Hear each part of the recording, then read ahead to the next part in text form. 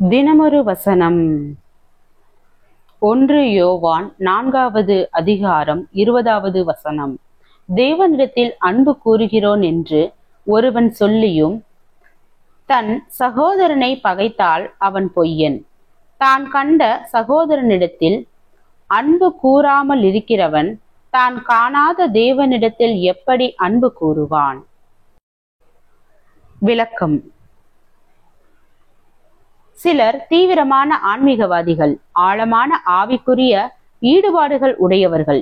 இவர்கள் தேவனை அதிகமாக நேசிப்பார்கள், தேவனுக்காக அதிக பக்தி வைராக்கியம் காண்பிப்பார்கள்.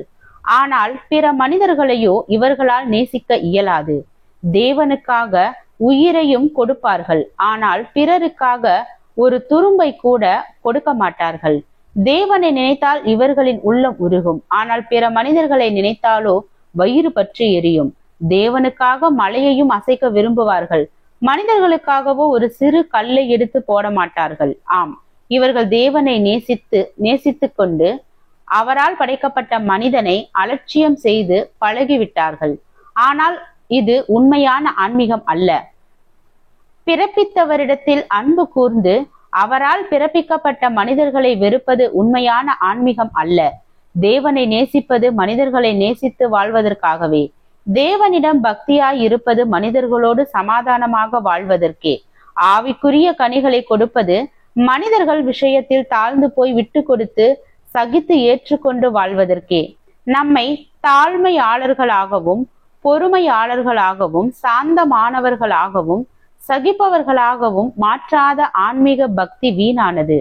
பிறரோடு வாழ பழகுவதற்கு தேவையான நல்ல குணங்களை உருவாக்காத ஆன்மீக நம்பிக்கைகளும் வழிபாடுகளும் பக்தி செயல்களும் விசுவாசங்களும் வீணானவைகளும் போலியானவைகளுமே.